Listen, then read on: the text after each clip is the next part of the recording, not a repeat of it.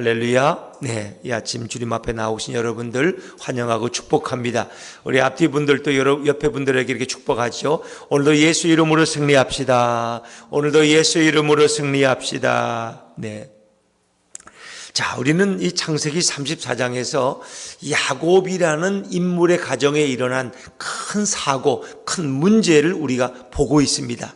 한 가정의 딸이 친구를 만나러 나갔다가 강간을 당하는 것은 보통 일이 아닙니다. 이건 어느 가정이나 치명적인 일이고 이건 뒤집힐 일입니다. 이런 일이 있으면 안 되는 것입니다. 자, 그런데 그 문제를 해결하는 방식이 각기다 다르다는 것입니다.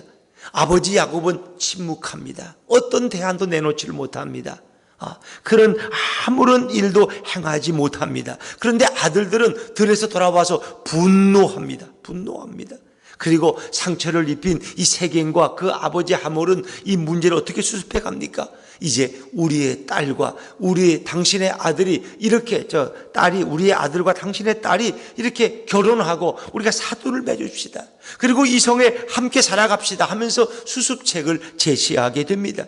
그러면서 더 나아가서 자기 세겜성 사람들을 설득하게 되죠. 자, 그런데 야곱의 아들들은 전혀 생각지 못했던 수습책을 내놓습니다.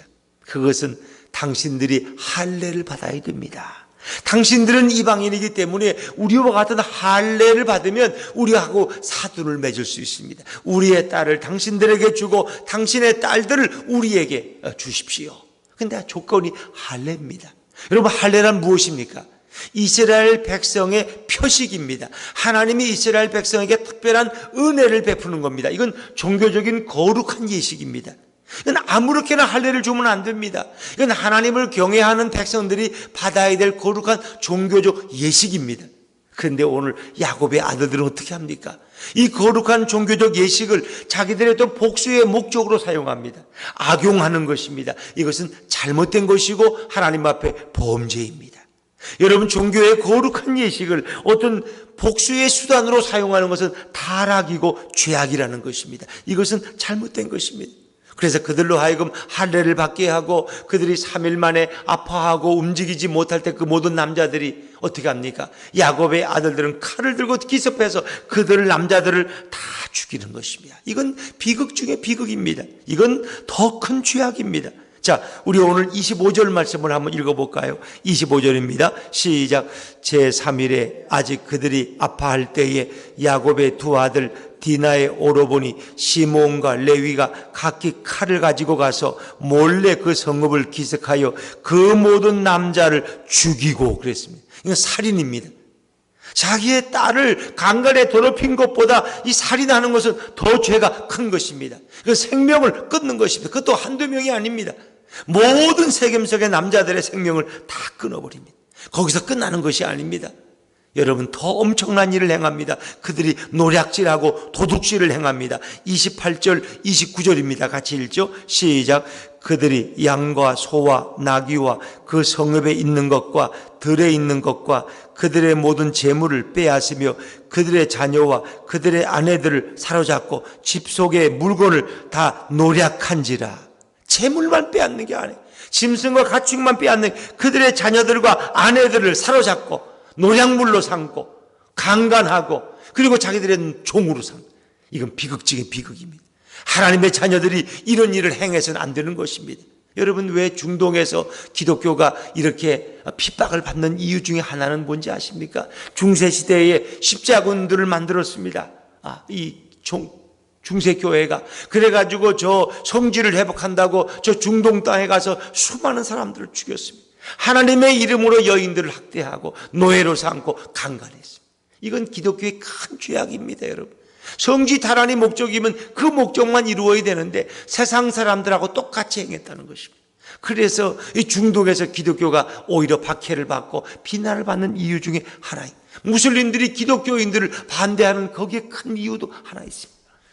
기독교가 행한 엄청난 죄악도 역사 속에 숨겨져 있다는 것입니다.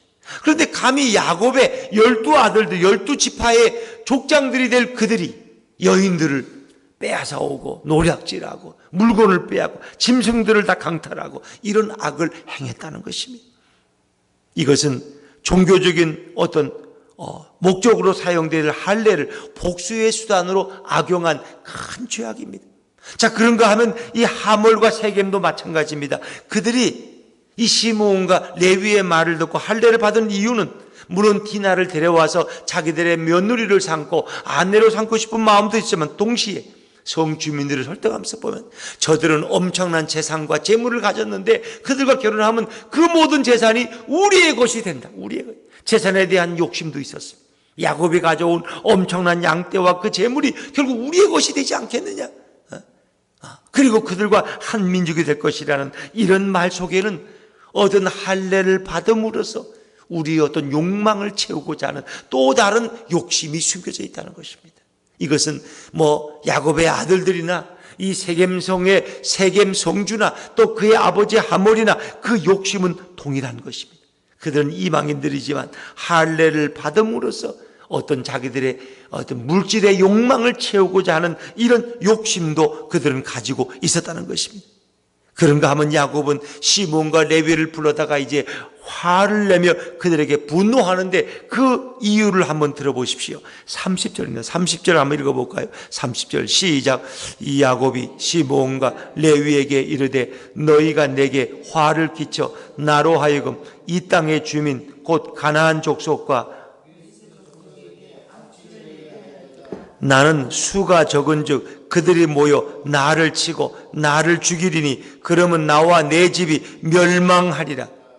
여기 야곱은 이 아이라고 하는 1인칭 명사를 쓰고 있습니다. 나가 뭐냐? 나를 치고 나를 죽이리니 나와 내 집이 모든 것이 자기입니다.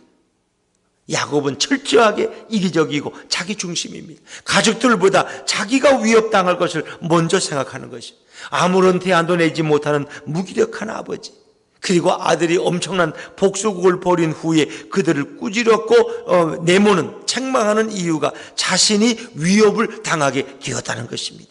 정말 답답한 얘기죠. 과연 야곱은 이런 행동밖에 할 수 없었을까 하는 것입니다. 여러분, 그래서 우리의 신앙은 순수해야 됩니다. 우리가 하나님 앞에 나와 예배하는 목적, 우리가 하나님 앞에 나와 경배하는 목적은 순수하고 깨끗해야 됩니다. 우리가 하나님을 알고 우리의 구원주 메시아 되시는 예수 그리스도를 통해서 구원받음에 감사와 영광을 올려드리는 것입니다. 그런데 오늘 한국 땅에 보면 기독교 신앙이 다른 것으로 변질되어 가는 것을 봅니다. 예수를 믿으면 구원받는 것은 기본이지만 그것을 통해서 복받는 도구로 신앙을 생각합니다. 어떤 사업의 수단으로 어떤 신앙을 생각할 수 있습니다. 그래서 큰 교회마다 어떤 기독 실업인들을 만들어서 무슨 그것을 모아 선교하는 것은 좋지만 어떤 그 지역의 비즈니스맨들, 사업하는 사람들, 기관장들을 자기 교회에 끌어모으는 방법으로 사용하는 이런 어떤 세계 경영적인 이런 방법들을 볼 때 우리가 너무 안타까워요. 어떤 목사님이 수원에서 교회를 개척했습니다. 이 교인이 그렇게 많지 않은 그런 교회인데 자기 처남이 수원에서 잘 나가는 치과 의사예요. 그런데 자기 교회 나오라고 해도 안 나간다는 거예요. 교회를 작은 데 다니다가 큰 교회로 옮겨버렸어. 왜? 큰 교회 가면은 기관장들이 나오고 사업가들이 나오고 그러니까 그분들하고 어울려서 골프도 치고 이렇게 어울려야 자기의 신분도 높아진다는 거예요. 교회에 와서 작은 교회, 개척교회를 섬기면서 하나님 앞에 충성하는 것이 목적이 아니라 큰 교회 나가서 나도 이런 사람들하고 어울린, 나도 잘 나가는 치과 의사라고 서로 유익을 주고받는 순수한 종교적인 목적 외에 어떤 사회적인 어떤 사업적인 이득을 얻고자 하는 또 다른 변질된 목적이 있다는 거예요. 정말 그것이 하나님 앞에 순수하고 깨끗한 신앙이라고 말할 수 있을까요? 어떤 이유든 간에 오늘 야곱의 아들들은 복수하는 것은 잘못된 것입니다. 하나님 말씀하세요. 복수는 내가 하는 것이다. 모든 판단은 내가 하는 것이지 너희는 절대로 복수하지 말라는 것입니다.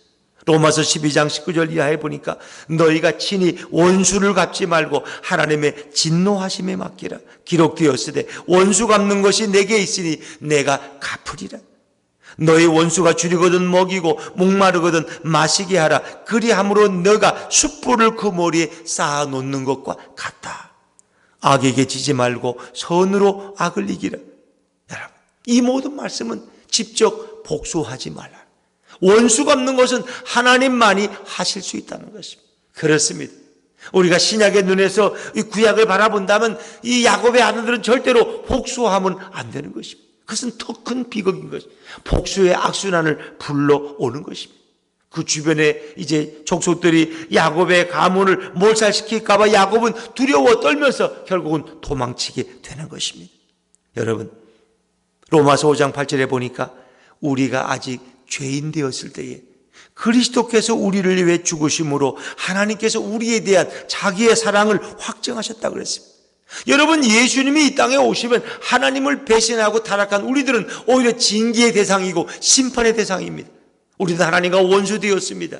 우리는 철저한 죄인입니다. 그런데 예수님은 우리를 심판하시지 않았습니다. 오히려 죄인된 우리들을 위해서 자신의 생명을 내어놓습니다.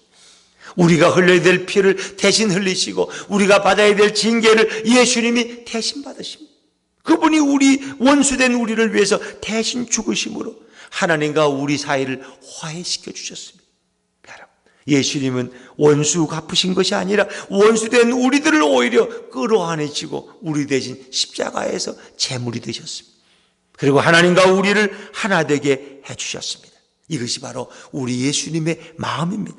그래서 우리는 정말 이 예수 그리스도의 이 사랑 안에 머물러야 되고 예수님처럼 우리가 복수하는 것이 아니라 오히려 축복하며 용서하는 자가 되어야 됩니다. 내 힘으로는 용서할 수 없습니다. 내 힘으로는 누군가를 축복할 수 없습니다. 내게 피해를 끼치고 내게 엄청난 손해를 끼친 자를 정말 내가 축복할 수 있다고요? 그건 거의 힘듭니다. 그러나 예수님을 모시면, 예수님이 내 인생의 주인 되면, 성령이 내 가운데 충만하게 임하면 우리도 할 수 있습니다.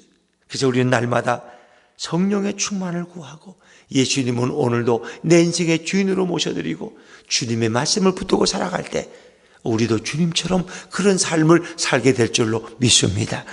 원수된 자를 복수하는 것이 아니라 축복하고 사랑하는 예수님의 마음을 담고 오늘도 이 토요일을 승리하며 사랑하며 살아가는 저와 여러분 되시기를 주 이름으로 축원합니다. 기도하겠습니다.